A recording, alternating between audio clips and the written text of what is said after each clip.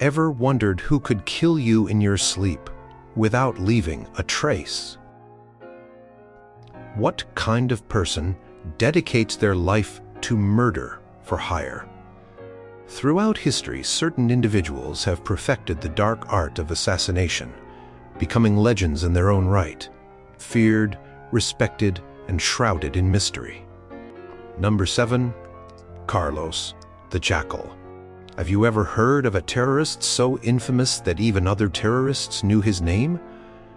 Elik Ramirez Sanchez, better known as Carlos the Jackal, was one of the most notorious political assassins of the 20th century.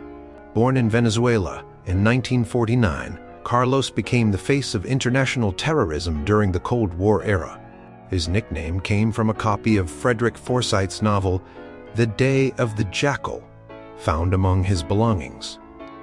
Carlos first gained worldwide attention in December 1973 when he attempted to assassinate Joseph Edward Sieff, the president of Marks and Spencer and prominent Jewish businessman in London.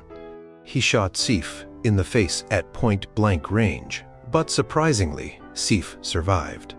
In 1975, Carlos led the famous raid on the OPEC headquarters in Vienna, taking more than 60 hostages, including 11 oil ministers. The operation resulted in 3 deaths and secured Carlos a reputation as one of the most dangerous men alive. For nearly 2 decades, he orchestrated bombings, hijackings, and assassinations across Europe and the Middle East. What made Carlos particularly effective was his network.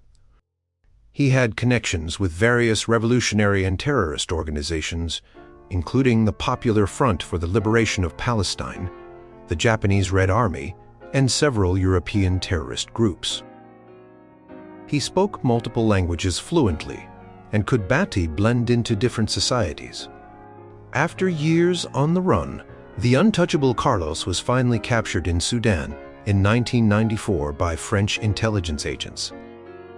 He was extradited to France, where he was convicted of multiple murders and sentenced to life imprisonment, even in custody. Carlos maintained his revolutionary persona, publishing books and giving interviews from prison. The Jackal represents a particular type of Cold War assassin, one who killed not just for money, but for ideological reasons, seeing himself as a revolutionary fighting imperialism. His global operations and high-profile targets made him one of history's most feared killers, though his eventual capture proved that even the most elusive assassins can eventually be brought to justice. Number 6. Locusta of Gaul. What if the most trusted person in your household was slowly poisoning you to death? In ancient Rome, no assassin was more feared than Locusta of Gaul, the first known professional poisoner in history. Operating in the 1st century AD, Locusta turned murder into both an art form and a lucrative business, eventually finding imperial patronage under Emperor Nero himself. Little is known about Locusta's origins, except that she came from Gaul, modern-day France. She arrived in Rome and established a reputation as an expert herbalist, with extensive knowledge of toxic plants and deadly concoctions. Her skills soon caught the attention of the imperial family, particularly the ambitious Agrippina the Younger, who was married to Emperor Claudius. In 54 AD, Agrippina allegedly hired Locusta to poison Claudius to ensure her son Nero would become emperor. According to historical accounts, Locusta prepared a deadly dish of poisoned mushrooms. Claudius died shortly after, and Nero ascended to the throne as planned. Under Nero's rule, Locusta's career flourished. The new emperor was so impressed with her skills that he provided her with a villa where she could perfect her deadly craft. Nero even sent students to learn from her, essentially establishing the world's first school of poisoning. Locusta became instrumental in eliminating Nero's enemies, including his stepbrother Britannicus, the rightful heir to the throne. What made Locusta particularly effective was her scientific approach to murder.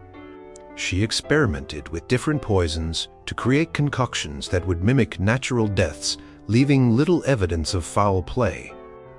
Her knowledge of delayed reaction poisons allowed her clients to establish alibis. She understood dosages that would cause illness versus death, allowing for the slow deterioration of targets when needed. Locusta's fortunes changed dramatically when Nero committed suicide in 68 AD. Without her powerful patron, she was vulnerable to prosecution. The new Emperor Galba had no use for Nero's poisoner. Historical accounts suggest she was publicly executed, though the exact details of her death remain disputed. Locusta's legacy lives on as perhaps the most successful professional poisoner in history. She operated at the highest levels of power in the ancient world's greatest empire, changed the course of Roman history, and established poisoning as the assassination method of choice for centuries to come. Number 5. Hassan-i Sabbah and the original assassins. What if an entire mountain fortress existed solely to train perfect killers? In the late 11th century, a mysterious figure named Hassan-i Sabbah founded what would become the world's most feared assassination network, so infamous that their very name became our modern word for political murder. From his mountain fortress of Alamat in what is now Iran, Hassan created the Nizari Ismailis, better known to history as the Assassins. Hassan-i Sabbah was a missionary and revolutionary who seized control of Alamat Castle around 1090 AD. There, he established a secretive order that combined religious devotion with military discipline and espionage techniques. The group operated during a tumultuous period when the Seljuk Turks dominated much of the Middle East and the First Crusade was beginning. What made the assassins uniquely terrifying was their methodology. Unlike conventional armies of the time, they specialized in targeted killings of political and military leaders. Their tactics included deep cover infiltration. Assassins would sometimes spend years integrating themselves into a target's inner circle before striking. They preferred killing in broad daylight, often in public places or sacred locations, maximizing psychological impact. Most famously, the assassins were known for their use of hashish, though modern historians debate whether stories of drug use were exaggerated by their enemies. Many accounts claim Hassan would drug recruits to give them visions of paradise, convincing them they would be rewarded in the afterlife for dying during missions. This created the fearsome Faida, self-sacrificing devotees, who showed no fear of death. The psychological warfare aspect of the assassins cannot be overstated. In one famous incident, a rival sultan woke to find a dagger and a threatening note on his pillow, placed there by assassins who could have killed him but instead sent a message. Their reputation became so fearsome that sometimes merely the threat of assassination was enough to change political outcomes. For nearly 2 centuries, the assassins operated across Persia and Syria, targeting Seljuk administrators, crusader leaders, and rival Muslim rulers. Their victims included 2 caliphs, numerous viziers, and the crusader Conrad of Montferrat. Their power only declined with the Mongol invasions in the mid-13th century, when Hulagu Khan's forces destroyed Alamat Castle in 1256. What makes Hassan-i Sabbah and his assassins unique in history is the creation of a systematic approach to political murder. They weren't just killers. They created an entire organization dedicated to assassination as a tool of power. Their legacy is so profound that 8 centuries later we still use their name to describe the act of targeted killing. Number 4. Thugbaram. Can you imagine strangling over 900 people with a ceremonial handkerchief? In the shadows of colonial India lurked perhaps the most prolific assassin in recorded history, Thug Bairam, leader of the infamous Thuggee cult. Operating in the late 18th and early 19th centuries, Bahram allegedly personally killed or participated in the murders of 931 people during a 40-year career. The Thuggee were a secret cult of professional assassins and highway robbers who preyed on travelers along India's roads for centuries. What made them distinctive was their ritualistic approach to murder. They would join groups of travelers, often for days or weeks, gaining their trust before striking. Their weapon of choice was the rumal, a ceremonial yellow silk handkerchief weighted with coins that was used to strangle victims. Bahram, born around 1765, rose to become one of the most feared leaders of this deadly cult. Standing at only 5 feet 2 inches, his unassuming appearance made him all the more dangerous. He was a master of disguise who could blend Makkah into different regional and religious groups. Bahram was known for his particular technique with the rumal. He could kill with such speed and precision that victims barely had time to react. What made the Thuggee approach unique among historical assassins was its ritualistic nature. Killing was done in service to the Hindu goddess Kali, with elaborate ceremonies performed before and after murders. The group operated under strict rules, including prohibitions against killing women, fakirs, musicians, dancers, and certain religious figures.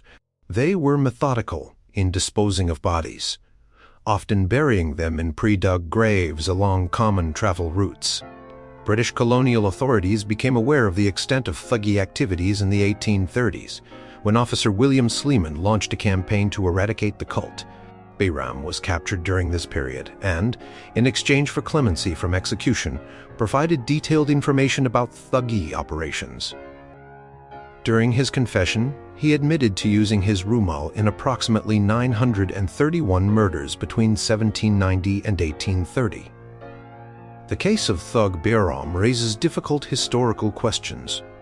While British colonial accounts paint the Thuggee as a widespread cult of murderers, some modern historians question whether these accounts were exaggerated to justify colonial control. Nevertheless, Bahram's extensive and detailed confessions provide a chilling glimpse into the mind of someone who saw murder as both a profession and a sacred duty. Bahram died in 1840 while in British custody. His legacy remains as one of the most prolific and methodical killers in recorded history, leading a group whose very name has entered our lexicon. The word thug derives directly from the Thuggee cult. Xiaokrikao. Would you spend 13 years planning the perfect revenge killing?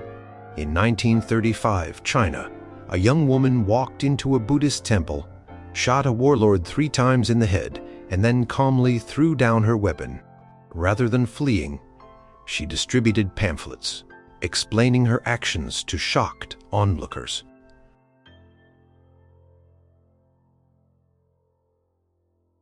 This was Xiaokrikao, one of history's most methodical and determined assassins. Xi's target was General Sun Chuanfeng, a powerful warlord who had ordered the execution of her father, General Shi Konggan, in 1925.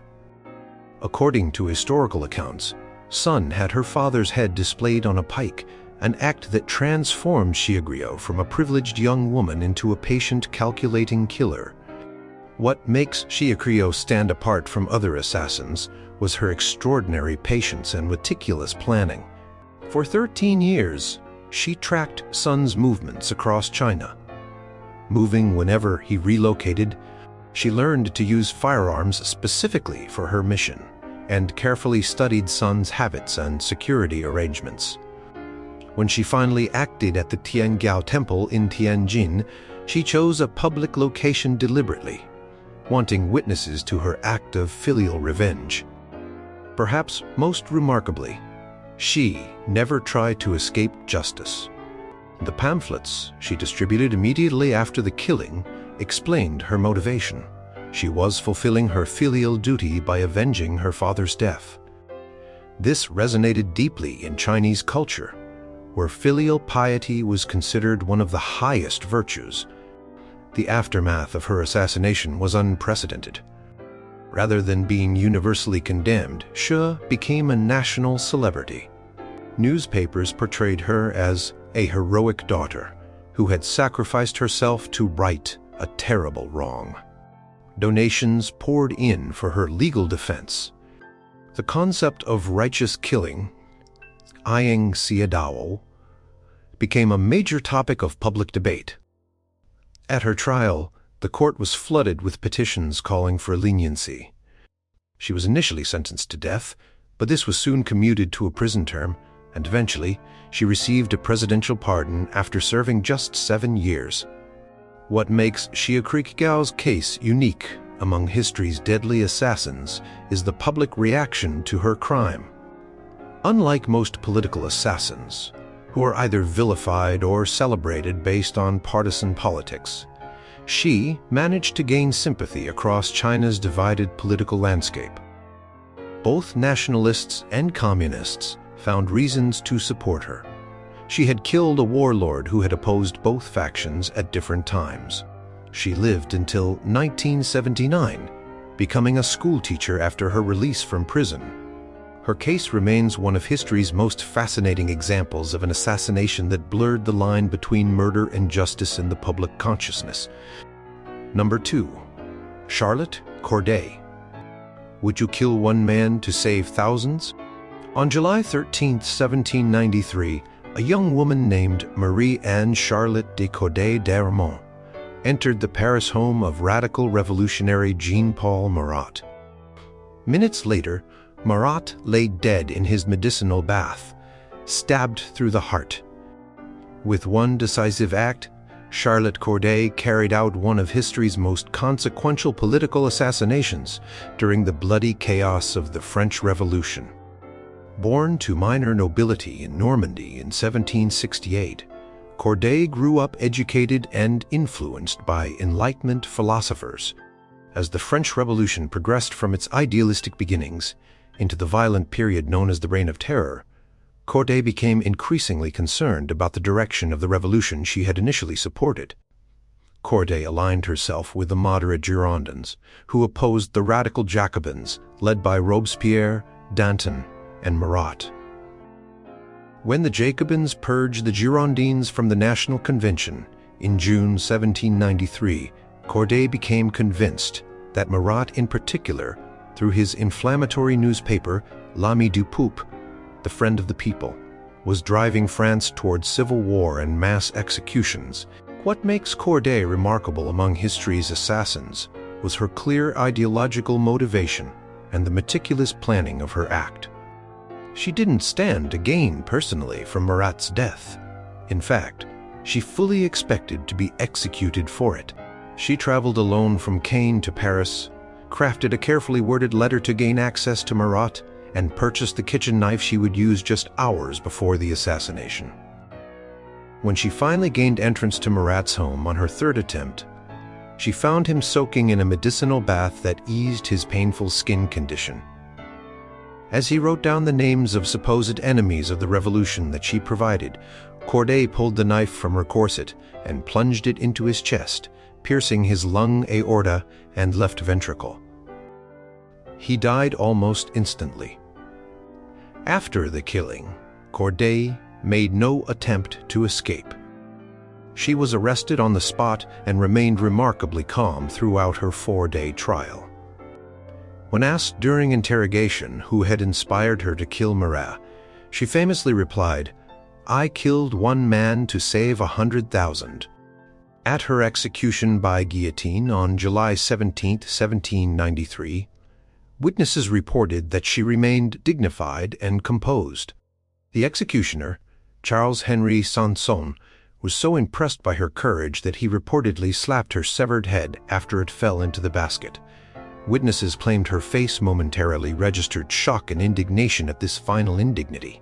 Corday's assassination of Marat illustrates the complicated moral calculus of political killing. She genuinely believed she was saving lives by eliminating a man she saw as inciting mass murder. However, her action had the opposite effect. Marat became a martyr, The reign of terror intensified, and thousands more were executed in the months that followed. Charlotte Corday's place in history is secure, not as a professional assassin, but as someone who committed a single deliberate act of political violence with full awareness of the consequences. Her famous quote, "I killed one man to save 100,000, continues to haunt discussions about political violence, resistance, and moral responsibility. Number 1. Gavrilo Princip. Can a teenage assassin change the entire course of world history? On June 28, 1914, in Sarajevo, a 19-year-old Bosnian Serb named Gavrilo Princip fired 2 shots that would echo through the decades to follow. His targets were Archduke Franz Ferdinand, heir to the Austro-Hungarian throne, and his wife Sophie Hundrian. Both died within minutes. Those gunshots are widely regarded as the spark that ignited World War I, a conflict that would claim over 20 million lives and reshape the global order. Princip was not a professional assassin, but a young revolutionary part of a group called Young Bosnia that sought to end Austro-Hungarian rule over the Balkans. He and his fellow conspirators received weapons, training, and support from the Black Hand, a secret Serbian military society. The assassination attempt nearly failed entirely. An earlier bomb thrown at the Archduke's motorcade had bounced off the folded-back convertible top and exploded under the following car, injuring several officers. After this initial attempt, security was heightened and the official program was changed. However, no one informed the drivers of the route change. When Franz Ferdinand's driver took a wrong turn onto Franz Joseph Street, he stopped directly in front of Princip, who had been positioned for the original route. Historians still debate whether this encounter was pure coincidence or fate. The Archduke's car stalled just feet away from where a dejected Princip stood, having thought the assassination plan had failed. With this unexpected second chance, Princip stepped forward and fired his FN model 1910 pistol at point-blank range. The first bullet struck Sophie in the abdomen. The second hit the Archduke in the neck, severing his jugular vein. Franz Ferdinand's last words were reportedly, "Sophie, Sophie, don't die! Live for our children!" What makes Princip stand out among history's assassins is not his skill or body count, but the staggering consequences of his actions. His bullets triggered a chain reaction of events. Austria-Hungary declared war on Serbia, Russia mobilized to defend Serbia, Germany entered to support Austria-Hungary, and soon most of Europe was engulfed in conflict. The war would eventually draw in nations from around the globe, including the United States. After the assassination, Princip attempted to commit suicide by cyanide capsule and then by his own pistol, but police subdued him before he could turn the gun on himself. Because he was 19, less than a month shy of the 20-year age limit for capital punishment in Austria-Hungary, Princip could not be executed. Instead, he was sentenced to 20 years in prison, the maximum penalty allowed for his age.